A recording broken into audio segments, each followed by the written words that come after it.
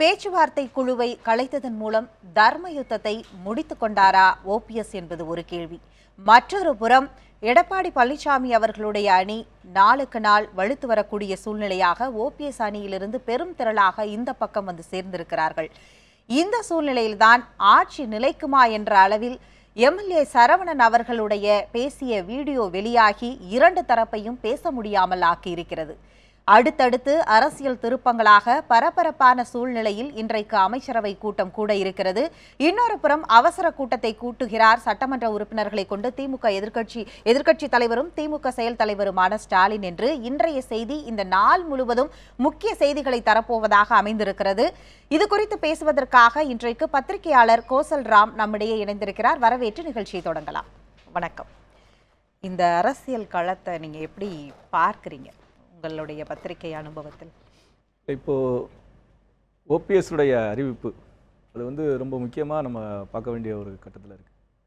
ஏன்னு பார்த்தீங்கன்னா, ஓபிஎஸ் இதுவரைக்கும் அந்த ரெண்டு அணிகளும் இணையும் அப்படிங்கிற ஒரு எதிர்பார்ப்பு இருந்தது. இனி அதுக்கான வாய்ப்பே இல்லாமல் போயிடுச்சு. இல்லை, அதுக்கு ரெண்டு முக்கியமான காரணம் என்னென்னா, ஒன்று அவங்க ஒன்று சேர முடியாமல் போனதுக்கு மிக முக்கியமான காரணம் அவங்க சொல்லக்கூடியது, ஓபிஎஸ் தரப்பில் சொல்வது, டிடிவி தினகரன் அவங்க குரூப் திரும்பவும் அவங்க சசிகலா குடும்பம் அதிமுகவில் ஆதிக்கம் செலுத்துது, அதனால் நாங்கள் இணைகிறதுக்கு வாய்ப்பு இல்லை அப்படின்னு சொல்கிறாங்க. ஆனால் உண்மையே நீங்கள் யதார்த்தமாக நீங்கள் யோசித்து பார்த்தீங்கன்னா, இரண்டு அணிகளுக்கும் இடையே உள்ள ஒரு ஈகோ தான் இதுக்கு மிக முக்கியமான காரணம்னு நான் நினைக்கிறேன். ஏன்னா இந்த பக்கம் ஓபிஎஸ் அணியில் இருக்கக்கூடிய சிலர் எங்கே தங்களுடைய மந்திரி பதவியோ தங்களுடைய முக்கியத்துவம் குறைந்து விடுமோ என்று அவங்க நினைக்கிறாங்க. ஏன்னா இங்கே ஒரு 12 எம்எல்ஏக்கள் இருக்காங்க, அங்கே போனால் அங்கே சில பேருக்கு வாய்ப்பு கிடைக்கலாம். அப்படி கிடச்சுன்னா தங்களுடைய முக்கியத்துவம் போயிடுமோ அப்படின்னு அவங்க நினைக்கிறாங்க. அதன் காரணமாக கூட அதுதான் இந்த இணைப்பு நிறைவேறாமல் போனதுக்கு மிக முக்கியமான காரணம்னு நான் நினைக்கிறேன். ஆனா ஒரு பக்கம் பேச்சுவார்த்தை குழுவை கலைச்சிட்டாரு, தர்மயுத்தம் தொடரும் அப்படிங்கிற வார்த்தை மட்டும் சொல்லிக்கொண்டே இருக்கிறார். இங்க இருந்த தகவல் தொழில்நுட்ப குழுவெல்லாம் இங்கு சேர்ந்து விட்டது. இந்த பக்கம் தினம் தினம் நிறைய பலவீனமான குற்றச்சாட்டுகள் எழுந்தாலும் ஆனால் இந்த பக்கம் இருந்து வரக்கூடியதுதானே இருக்கிறதே தவிர இந்த பக்கம் யாரும் போவதாக இல்லை. நீங்க இன்னொரு பக்கம் பாருங்க, இது ஆட்சி அதிகாரம் சம்பந்தப்பட்ட விஷயம் தான். அரசியல் எப்பவுமே எங்க அதிகாரம் இருக்கோ அந்த பக்கம் போய் சாயறது ரொம்ப ஈஸி.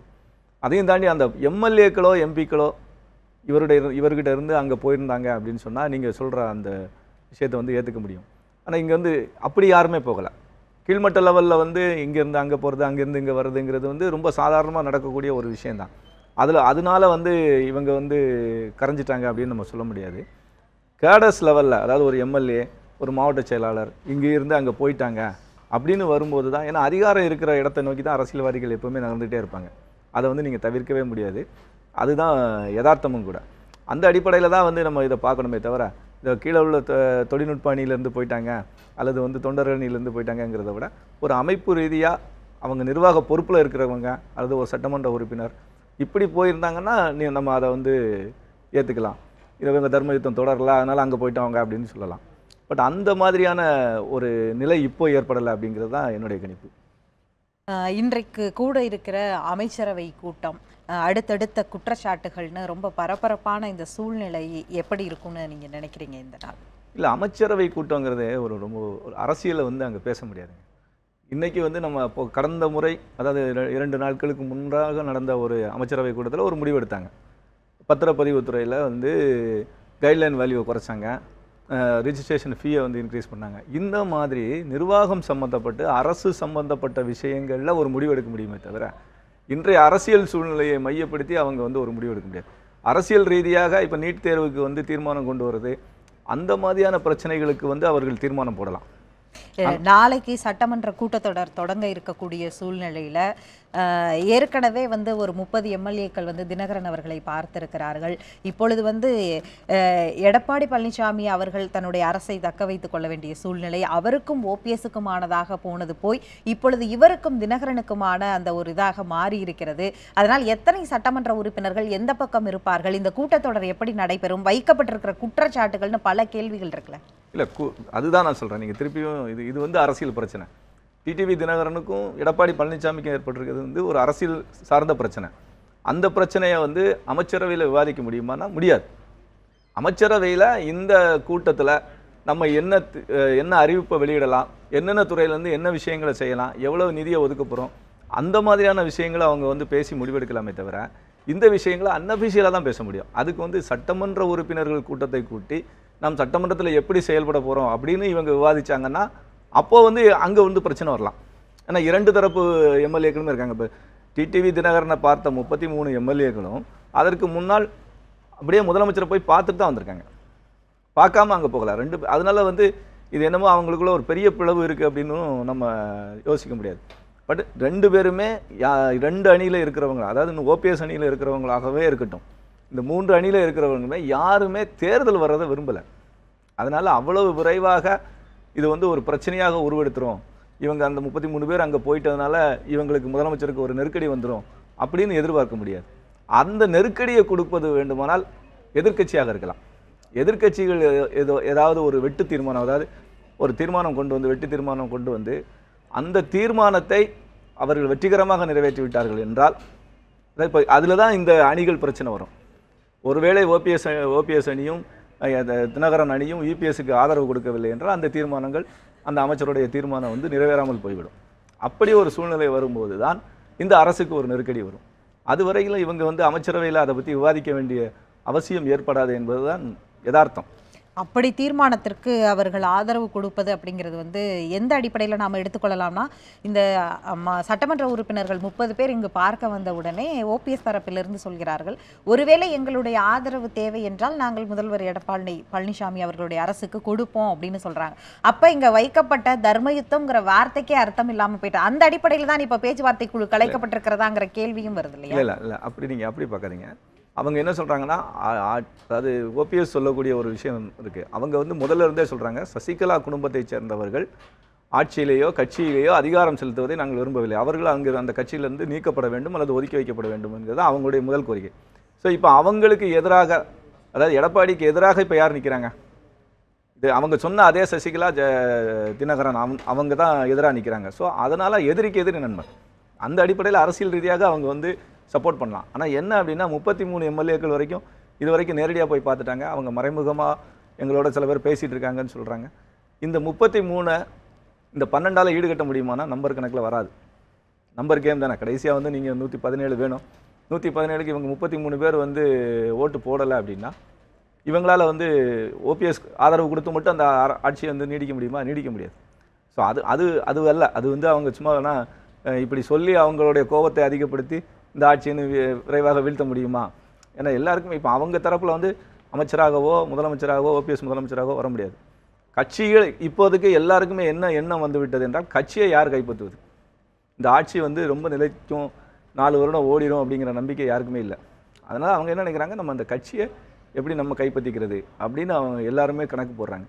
அதோட விளைவு தான் அதிகாரம் இருந்தால் அதிகார வர்க்கத்தை, நீங்கள் எனக்கு முதல்ல சொன்ன மாதிரி தான் தொழில்நுட்ப அணி எப்படி வந்து இங்கே போகிறாங்க அப்படின்றாங்களோ அது மாதிரி ஒரு சோர்வு வரும். நீங்கள் வந்து எதிர்க்கட்சியாகவே இருக்கும்போது சோர்வுகள் வரும். அதனால் வந்து அங்கே போகிறதுக்கான வாய்ப்புகள் இருக்கும். அதை தடுக்கிறதுக்கு விரைவாக தேர்தல் வந்தால் நல்லது அப்படின்னு நினச்சி கூட அவங்க இந்த முடிவை எடுத்திருக்கலாம். இன்னொரு பக்கம் வந்து அவர்கள் கடந்த ஒவ்வொரு நாளும் ஒவ்வொரு மாதிரியாக பேசுவதும், இந்த அவர் வைத்திருக்கக்கூடிய இந்த மிகப்பெரிய குற்றச்சாட்டுகள்லாம் எந்த அளவுக்கு ஆதாரத்துடன் ஆனது அப்படிங்கிற ஒரு கேள்வியை எழுப்புது இல்லையா?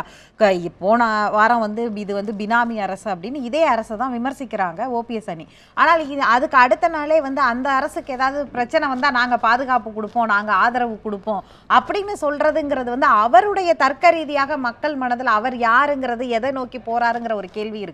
இல்லை, அதான் நான் இது எல்லாமே அதிகாரத்தை மையப்படுத்தி நடக்கக்கூடிய அரசியல் சதுரங்க விளையாட்டு, அவ்வளோதான். இதில் வந்து நீங்கள் வேறு மாற்று கருத்தே கிடையாது. இன்றைக்கி வந்து அவங்களுக்கு மிக முக்கிய எதிரியாக அவங்க நினைக்கிறது என்னென்னா சசிகலாவையும் அவங்க குடும்பத்தையும், டிடிவி தினகரன் உட்பட. ஏன்னா அவங்க இருந்தால் மக்கள் வந்து ஆரம்பத்தில் அவங்க மேலே ஒரு கோபம் இருந்தது. அந்த கோபத்தை தங்களுக்கு சாதகமாக பயன்படுத்தி கொள்ள வேண்டும் என்பதற்காக தான் ஓபிஎஸ் வந்து அந்த முயற்சி எடுத்தார். ரெண்டாவது அவரையும் வந்து முதலமைச்சராக வந்து நீக்கின பிறகு தான் அவர் எதிர்த்தார். அதை வந்து நான் தப்புன்னு சொல்ல மாட்டேன். எல்லாரும் தனக்கு ஒரு பாதிப்பு வரும்போது தான் அடுத்த கட்டத்துக்கு அவங்க போவாங்க, அதை எதிர்த்து போராடுறதுக்கு போவாங்க. இது வந்து எல்லா மட்டத்துலேயும் நீங்கள் பார்த்தீங்கன்னா அப்படி தான் இருக்கும். ஸோ அதனால் ஓபிஎஸ் எடுத்த முடிவு வந்து தாமதமாக இருந்தால் கூட அவர் ஒரு நல்ல முடிவு தான் எடுத்தார். ஆனால் அதை வந்து அவர் அதை எப்படி செயல்படுத்த போகிறாரு அப்படிங்கிறதுல தான் அவங்களுக்கு எல்லாத்துக்குமே ஒரு குழப்பமான சூழ்நிலை நிலவுது.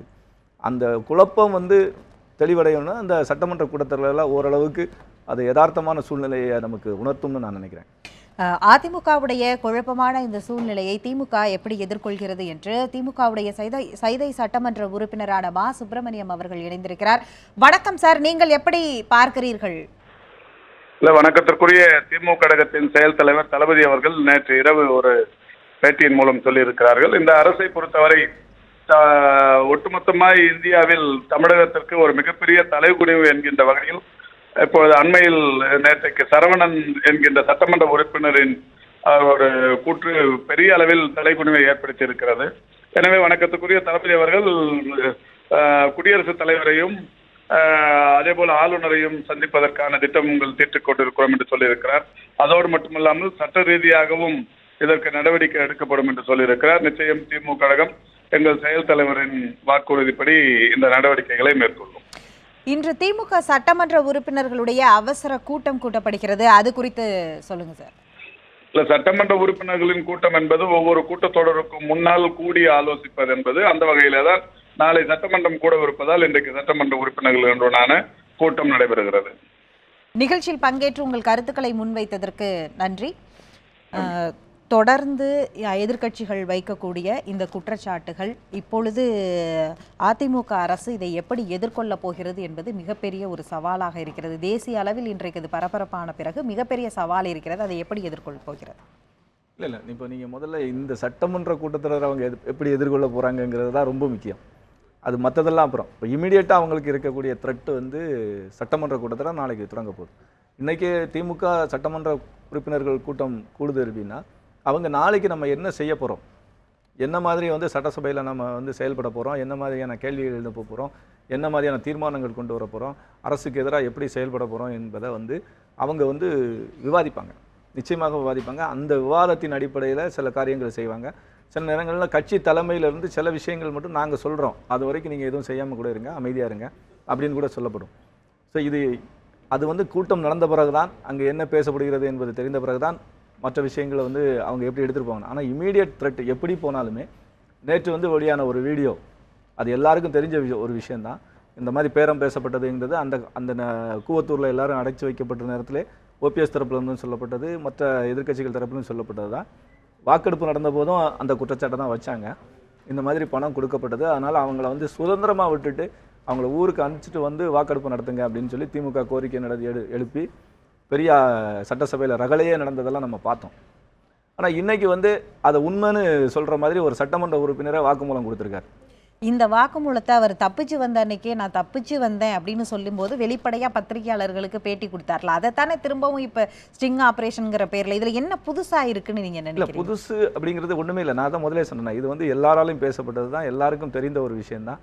இன்றைக்கி அதை வந்து அவங்க புதுசாக வந்து சட்டமன்றம் கூடுற நேரத்தில் அவருடைய வாக்கு மூலமாக நேரடியாக சொல்லியிருக்கிறார் அப்படிங்கிறது தான் அவங்க அதை கிளைம் பண்ணுறாங்க. மற்றபடி அதில் புதுசு ஒன்றுமே இல்லை. ஏன்னா எல்லாருக்கும் தெரியும் சட்டமன்ற உறுப்பினர்களுக்கு பணம் கொடுத்ததாக எல்லா ஆளுங்கட்சியில் இருக்கிற எம்எல்ஏக்கள் அத்தனை பேருமே அவங்க மனசாட்சியை தொட்டு சொன்னால் அவங்களுக்கே தெரியும் யார் எவ்வளோ வாங்கினாங்க என்னங்கிறது அவங்களுக்கு தெரியும், தெரியாமலாம் இல்லை. ஆனால் அதை வந்து வெளிப்படையாக சொல்ல முடியாது. அதை நிரூபிக்கிறதுக்கு யாருக்கிட்டையும் ஆதாரங்கள் கிடையாது. அவங்களா ஒத்துக்கிட்டால் மட்டும்தான். இப்போ அந்த ஒரு உறுப்பினரே அதை சொல்லும்போது அது வந்து கொஞ்சம் பரபரப்பாகுது. அதுவும் சட்டமன்றம் கூடக்கூடிய நேரமாக இருப்பதால் அது வந்து இன்னும் பரபரப்பாயிருக்குது. மற்றபடி அதில் வந்து அந்த விஷயங்கள் ஒன்றுமே இல்லை. ஆனால் இந்த விஷயத்தை வைத்து தான் நம்பிக்கை கோரும் தீர்மானத்தின் போது திமுக வந்து மிக கடுமையாக போராடியது. சட்டமன்றத்தில் அடிதடி வரைக்கும் போய் ஸ்டாலினுடைய சட்டையெல்லாம் கிழிக்கப்பட்டு அவர் வந்து வெளியில் அந்த கோலத்தோடு வந்ததெல்லாம் பார்த்தோம் நம்ம. இப்போ அது வந்து கிட்டத்தட்ட அவர்கள் சொன்ன குற்றச்சாட்டை ஒரு சட்டமன்ற உறுப்பினரை சொல்லும்போது ஏற்றுக்கிற மாதிரி இருக்கிறப்போ அது வந்து இன்னும் கொஞ்சம் கூடுதல் வலுவாக இருக்குது. ஸோ இதை மையப்படுத்தி திமுக இந்த கூட்டத்தொடரில் நிச்சயமாக ஒரு பிரச்சனையை கிளப்பாங்க. ஏன்னா ஒவ்வொரு நாளும் 0 ஹவர் இருக்குது. 0 ஹவரில் இந்த பிரச்சனையை கிளப்பலாம், அல்லது ஒத்திவைப்பு தீர்மானமாக கொண்டு வரலாம். எத்தனையோ வழிமுறைகள் இருக்குது. திமுக இதை எந்த வழிமுறையில் கொண்டு வரப்போகுது? ஒத்திவைப்பு தீர்மானமாக கொண்டு வந்தால் தீர்மானத்தின் மீது வாக்கெடுப்பு நடத்தணும். அந்த தீர்மானம் ஒருவேளை வெற்றி பெற்றால் அது ஆளுங்கட்சிக்கு பின்னடைவாக இருக்கும். இப்படி ஒரு ஆளுங்கட்சியை எதிர்க்கட்சி முடக்கக்கூடிய பல விஷயங்கள் திமுகவால் செய்ய முடியும். ஏன்னா இன்றைக்கி அவங்க வந்து வலுவாக இருக்காங்க. திமுக தான் அதிக எண்ணிக்கையில் இருக்காங்க. இப்போ இவங்க 3 பிரிவாக பிரிஞ்சிட்டதுனால திமுக தான் அதிகமான நம்பரோடு இருக்காங்க சட்டசபையில். நேற்று வைக்கப்பட்ட குற்றச்சாட்டுகளை 10 கோடி ரூபாய் கொடுக்கப்பட்டதாக சொல்லப்பட்ட குற்றச்சாட்டுகளை தமீம் அன்சாரி கடுமையாக அதனை மறுத்திருக்கிறார். அவருடைய கண்டனத்தை பதிவு செய்திருக்கிறார். இதை எப்படி எடுத்துக்கொள்வது? ஆதாரமற்றது அப்படிங்கிறார் அந்த குற்றம். தமீம் அன்சாரி மட்டும் இல்லை, கருணாசிலிருந்து அதிமுகவில் உள்ள சட்டமன்ற உறுப்பினர்கள் சில பேரும் அதை மறுத்திருக்காங்க. ஆனால் அதை மறுத்திருந்தா கூட ஒருத்தர் அங்கே அவங்களோட ஒருத்தராக இருந்த ஒருத்தர் அந்த குற்றச்சாட்டை சொல்கிறார். இதுக்கு ஆதாரம் இல்லை அப்படின்னு சொல்லி நம்ம முற்றிலுமாக அதை அப்படியே தவிர்த்துட்டு போயிட முடியாது. கூட இருந்த அவங்க கூடவே பஸ்ஸில் ட்ராவல் பண்ணி பஸ்ஸில் ட்ராவல் பண்ணி கூவத்தூரில் இருந்து 3 நாள் 4 நாள் கழித்து அவர் அங்கேருந்து தப்பிச்சு வந்தேன்னு சொல்லி போலீஸில் புகாராகவும் கொடுத்துருக்காரு. அந்த நேரத்திலேயே ஒரு சம்பவம் நடந்தது, உங்களுக்கெல்லாம் நினைவிருக்கும். கோர்ட் உத்தரவின் பேரில் காஞ்சிபுரம் மாவட்ட போலீஸ் எஸ்பி அங்கே சென்று விசாரணை நடத்தினாங்க. இவங்கெல்லாம் அடைத்து வைக்கப்பட்டிருக்காங்களா அப்படின்னு சொல்லிட்டு. அப்போ எல்லாருமே இல்லை அப்படின்னு சொன்னாங்க. ஸோ இது மட்டும் இல்லை, நீங்கள் அரசியலில் ஒரு சாதாரண சேர்மன் எலெக்ஷனாக இருக்கட்டும், ஒன்றிய கவுன்சிலர், ஒன்றிய சேர்மன்லேருந்து நீங்கள் மாவட்ட கவுன்சிலர் வரைக்கும் தேர்தலில் இதெல்லாம் ரொம்ப சகஜமாக நடக்கக்கூடிய ஒரு விஷயம். இது எல்லாருக்கும் தெரியும், எல்லா அரசியல் கட்சியிலையும் இது நடக்கக்கூடிய ஒரு விஷயந்தான். பட் ஒரு சட்டமன்றம், ஒரு முதலமைச்சர் தேர்வு செய்யப்படும் போது சட்டமன்ற உறுப்பினர்கள் நேர்மையாக நடந்து கொள்ள வேண்டும் என்று மக்கள் எதிர்பார்ப்பது தவறில்லை. ஆனால் சட்டமன்ற உறுப்பினர்கள் என்ன நினைக்கிறாங்க, நீங்கள் இது ஒரு வியாபாரமாக அவங்க நினைக்கிறாங்க. சாதாரணமாக நீங்கள் சொல்ல போனால் கிராமங்களில் பார்த்தீங்கன்னா வயலில் இருந்து விளையக்கூடிய பொருட்களை சில்லறை வியாபாரிகள் வாங்கிட்டு வருவாங்க. வாங்கிட்டு மொத்தமாக ஒரு இடத்துல அவங்க வச்சுக்கிட்டு அப்புறம் ஒரு எக்ஸ்போர்ட்டரோ அல்லது மொத்த வியாபாரியோ வந்தால் கொடுப்பாங்க. அதே மாதிரி இவங்க மக்களுக்கு 1000 2000 கொடுத்து ஓட்டை வாங்கிட்டு இன்றைக்கி தங்களுடைய ரேட்டை ஜாஸ்தியாக்கி அதை மக்களை விற்றுருக்காங்க அப்படின்னு தான் நம்ம அதை சொல்ல முடியும். இதை அவங்க மறுக்கலாம், நாங்கள் பண்ணலைன்னு சொல்லலாம், நாங்கள் வாங்கலைன்னு சொல்லலாம். அப்போ எல்லாருடைய வீட்லேயும் ஐடி ரைடு நடத்தினா பல உண்மைகள் வெளியே வரலாம். கூவத்தூரில் இருந்த எல்லா எம்எல்ஏக்களும் தங்களுடைய சொத்து கணக்கையோ மற்ற விஷயங்களையோ அவங்க வெளிப்படையாக சொல்லட்டும், இல்லை நாங்கள் ஒன்றுமே பண்ணலன்னு சொல்லிட்டு. நாங்கள் வாங்கலை அப்படின்னு சொல்கிறாங்களே, வாங்குறது எல்லாருமே நேரடியாக வாங்கிட போகிறாங்க. மறைமுகமாக சில விஷயங்கள் வாங்கியிருப்பாங்க, நடந்திருக்கலாம். சில பேர் வாங்காமல் கூட இருந்திருக்கலாம். தொடர்ந்து நாம் பேசலாம். தற்பொழுது அதிமுக அம்மா அணியிலிருந்து செய்தி தொடர்பாளர் ஆஞ்சல் சம்பத் அவர்கள் நம்முடன் இணைந்திருக்கிறார். வணக்கம் சார். இந்த குற்றச்சாட்டுகளை நீங்கள் எப்படி எதிர்கொள்கிறீர்கள்? வணக்கம் சார், தொடர்பில் இருக்கீங்க, பேசலாம். பல குற்றச்சாட்டுகள் வைக்கப்பட்டிருக்கு சார். நேற்றைக்கு அந்த தனியார் தொலைக்காட்சியில் வெளியான வீடியோ ஆதாரமாக இருக்கட்டும் அல்லது அதனை சட்டமன்ற உறுப்பினர்கள் மறுத்திருப்பதாக இருக்கட்டும், இவை அனைத்திற்கும் இது ஒரு ஆதாரம் இல்லாத குற்றச்சாட்டு. ஆதாரம் இல்லாத குற்றச்சாட்டு, அடிப்படை இல்லாத குற்றச்சாட்டு. கூவத்தூரிலே அவர்களை தங்க வைத்திருந்ததனுடைய நோக்கம் அவர்களை பாதுகாக்க வேண்டும் என்பதற்குத்தான். ஆளுநர் அழைக்கிற பொழுது அவங்களை அசம்பிள் பண்ணதுக்காகத்தான் தங்க வச்சிருந்தோம்.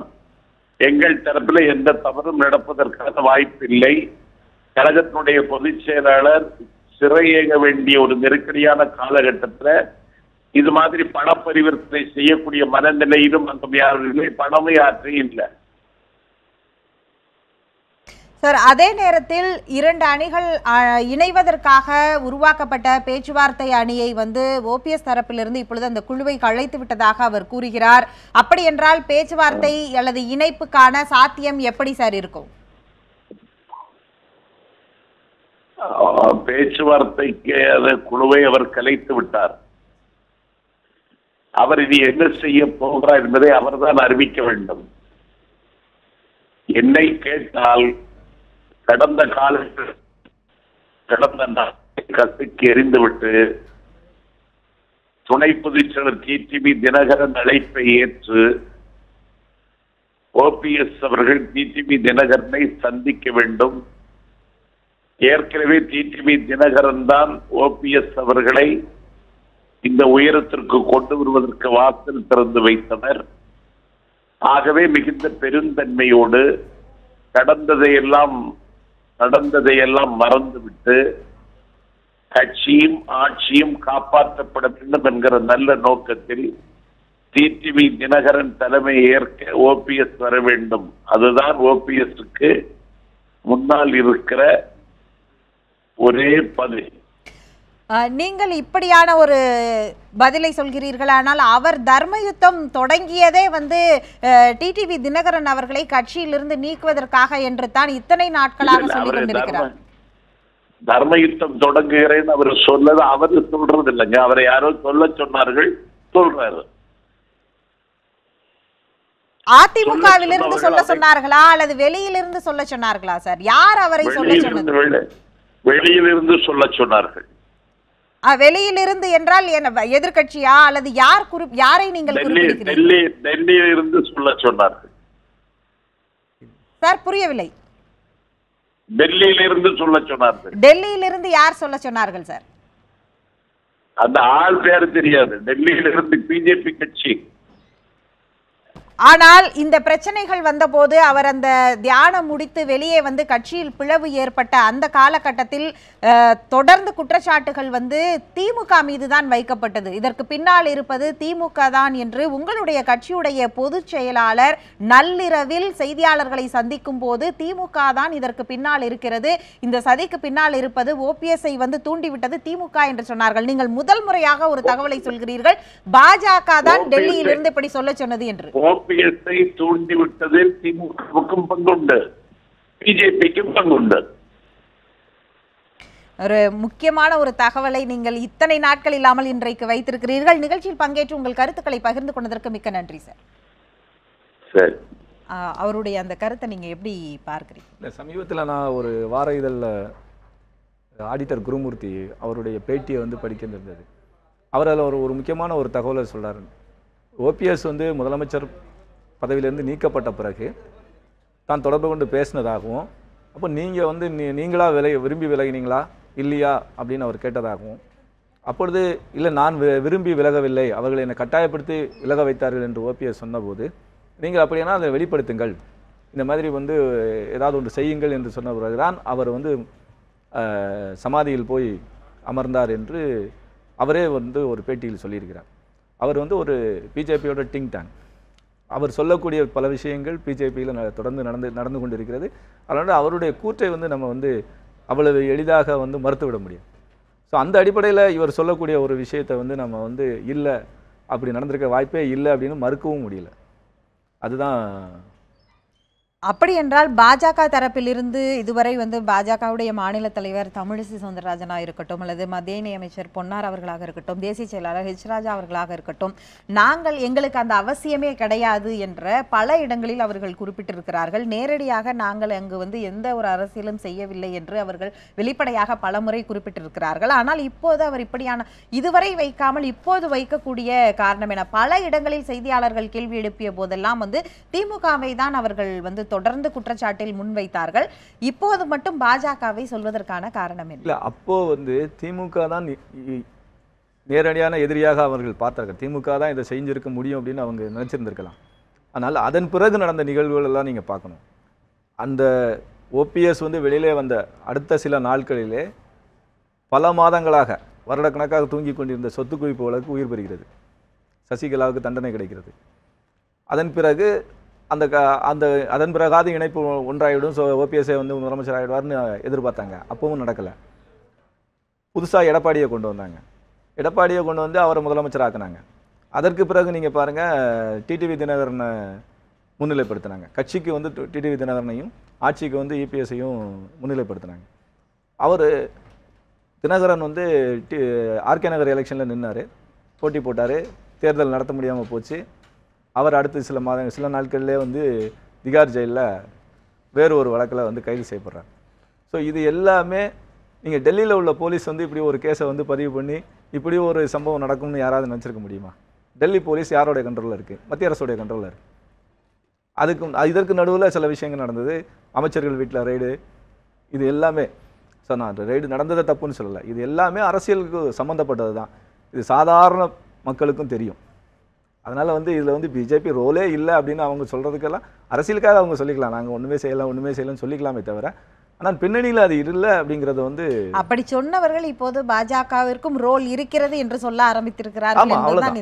ஏன்னா அன்னைக்கு அவங்களுக்கு அது தெரியாமல் கூட இருந்திருக்கலாம். இப்போ தினகரன் டெல்லி ஜெயிலுக்கு போனதுக்கு பிறகு கூட அவங்களுக்கு இந்த ஞானோதயம் வந்திருக்கலாம். ஓஹோ, இதுதான் பின்னாடி இருந்து இயக்கி இருக்கு, திமுக செய்யலை அப்படிங்கிறது கூட அவங்களுக்கு தெரிஞ்சிருக்கலாம். நிகழ்ச்சியில் பங்கேற்று உங்களுடைய கருத்துக்களை பகிர்ந்து கொண்டதற்கு மிக்க நன்றி. நன்றி. மற்றொரு நிகழ்ச்சியில் சந்திக்கலாம். நன்றி, வணக்கம்.